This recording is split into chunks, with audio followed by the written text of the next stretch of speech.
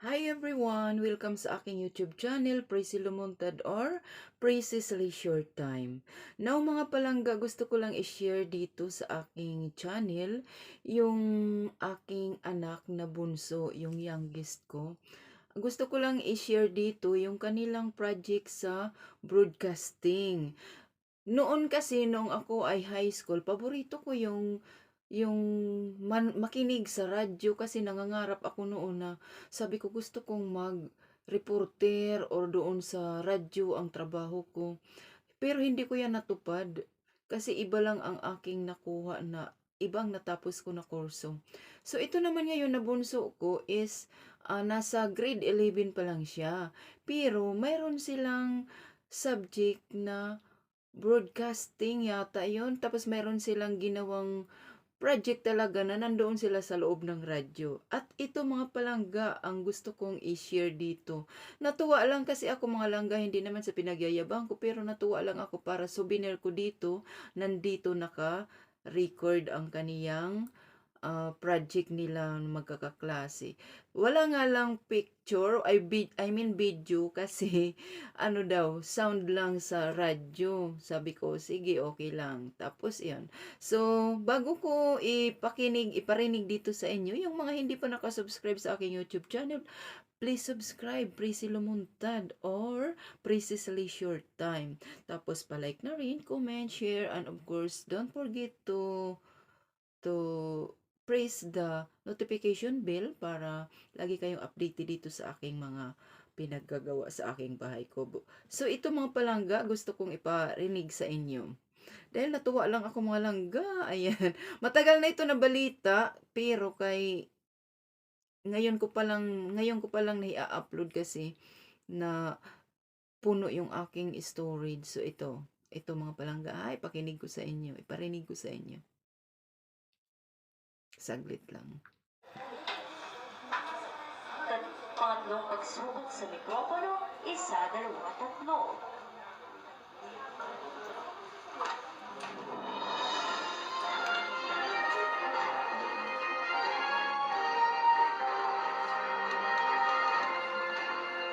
Balitang siksik sa kaalaman, balitang hatid ay katotohanan.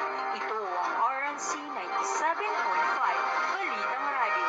Balitang totoo para sa mga tao. Mula sa bulwagang pambalitaan, himpilan at sandigan ng bayan. Isang mapagpalang araw, katubig noon. Ngayon ay Biyernes, ikaysa ng Disyembre, taong 2023. Ako ang inyong tagapagbalita, Danilo Obrero. At ako naman ang inyong kaagapan, Jalen Villanueva. At kayo'y nakikinig sa RNC 97.5 Balitang Radio.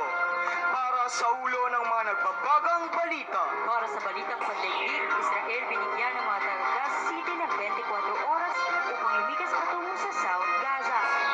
Para sa pinayagan ng Muntinlupa Regional Trial Court na makapagpiyansa si dating Senador Laila de Lima matapos ang halos 7 taong pagkakakulong dahil sa mga kasong may kaugnay sa droga. Para sa lokal na balita ay pinagdiriwang ay ka-427 founding anniversary sa bayan ng Katubig. K-12 curriculum babaguhin, bagong eskwelahan at special allowance kasama sa 2023 plan. Para sa larong pampalakasan, University of Eastern Philippines nasungkit ang pilak na medalya sa ginanap na 2023 State Colleges and Universities Athletic Association. Para sa showbiz balita, pinag-uusapan niyo ng tungkol sa pinakabagong balita, Pelly Crawford at Vice Ganda nagkaayos na. Para sa balitang pandaigdig, Israel binigyan ng mga taga-Gaza City ng 24 oras para lumikas patungo sa South Gaza. Justin Trudeau magbabalita. Tinawag ng United Nations na imposible ang gusto ng Israel na lumikas ang mga taga-Gaza City sa loob ng 24 oras sa gitna ng kanilang opensiba sa grupong Hamas. Ayon naman sa Israel, hindi titigil ang kanilang pagharang sa Gaza hanggat hindi pinapalaya ang mga hostage. Justin Trudeau, balitang totoo para sa mga tao. Pinayagan na ng Muntinlupa Regional Trial Court na makapagpiyansa. Ang anak ko dito ang magbabalita, si Kim Era Takuyo. Pagkakakulong dahil sa mga kasong may kaugnay sa droga. Para sa ilang detalye, narito si Kim Takuyo magbabalita. Sa pagdinig nitong Lunes, November 13, 2023, sa natirang kasong may kaugnayan sa droga, Ipinahayag ni Judge Jenner Gito ang motion ng senadora na makapaglagak ng piyansa. Si Judge Gito ang bagong hukom na may hawak ng kaso. Una nang ibinasura ni Judge Romeo Binaventura ang petition for bill na inihain ni Dilima. Tinakda ang piyansa sa halagang 300,000 pesos. Una nang nakawalang sala sa dalawa niyang kaso si Dilima. Ineresto si Dilima noong Pebrero 24, 2017 dahil sa drug-related charge na nag-ugat sa aktibidad ng mga New Bilibid Prison o NBP noong 2021 at 2022 nang siya pa ang kalihim ng DOJ. Ayon sa legal counsel ni Dilima na si Attorney Felibon Tacardon, nakuha nila ang release order mula sa korte. Tiniyak naman ng Philippine National Police o PNP na daraan sa proseso bago tuluyang palayain si Dilima.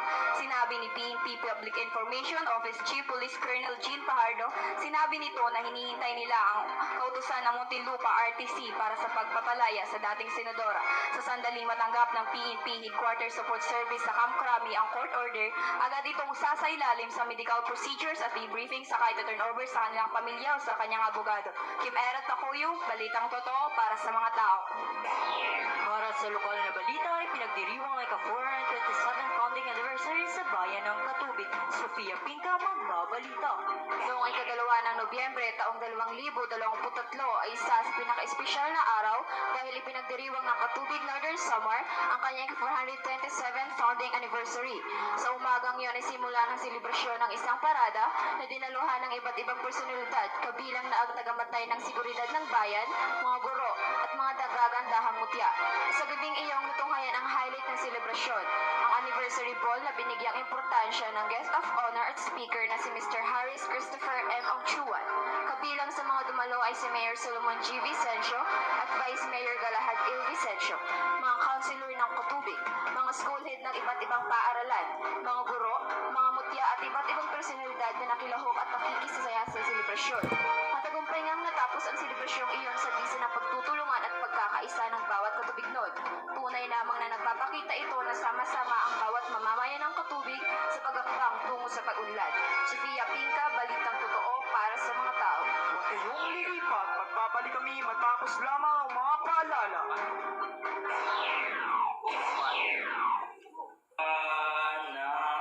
Nag-register ng SIM card ko, hindi na sana ako ganito. Kaproblemado. Noel, ano bang problema mo?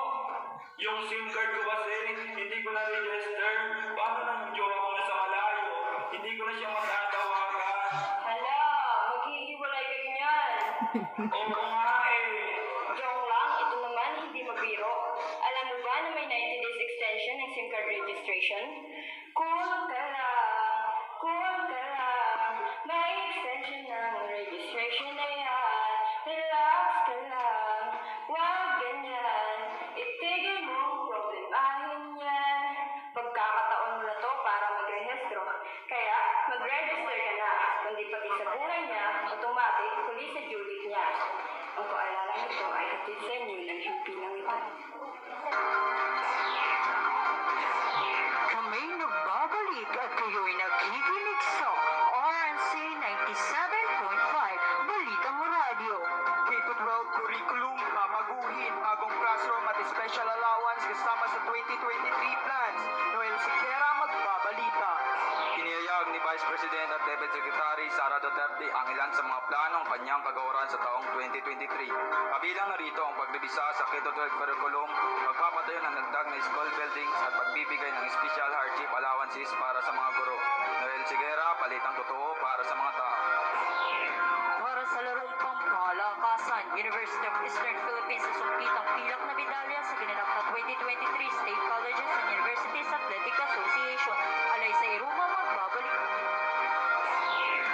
UAP Badminton Team na kinabibilangan ni Jeremy Modrigo, Karen Palomar, Ekra Kamay Daguhoy, Cassandra Anog at Camilo Luna ay nasungkit ang pilak na binalya sa ginanap na Women's Badminton Competition sa Regional State College and Universities Athletic Association sa Visayas State University, Baybay City, Leyte noong Oktubre 22,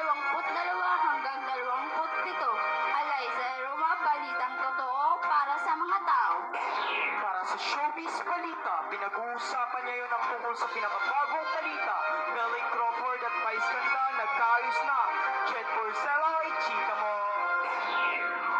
Hindi lingid sa atin na matagal na magkaibigan sina Billy at Vice, lalo pa silang naging malapit nang maging regular host si Billy sa It's Showtime noong 2011. Nandiyan pa si Vice noong ikasal si Billy kay Colleen Garcia sa Balisin noong 2018. Ngunit may mga balitang kumalat noong 2021 na mahidwaan sa pagitan ng kanilang pagkakaibigan matapos mapansin ng mga netizens na hindi na sila nag-follow sa isa't isa sa Instagram.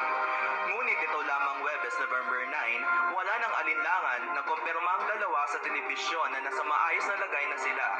Bilay napakalagang tao sa buhay ko. Sa huli kang aking pinakamatalik na kaibigan at mahal na mahal kita, sabi ni Vice. Manatili lamang sa amin para sa iba pang mga balita dito sa inyong paboritong programa, Showbiz sa Radyo. Ito si Jed, balitang totoo para sa mga tao. Yan po ang mga nakalap naming balita sa araw na ito.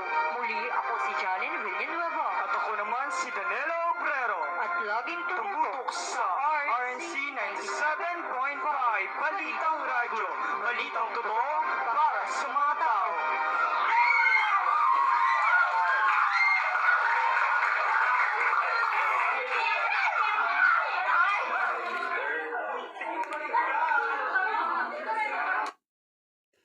So, ayan po mga langga, yung ginawa ng mga grade 11 na mga estudyante doon sa amin sa UAP Laboratory High School. Doon kasi nag-aral yung anak ko, yung bunso ko.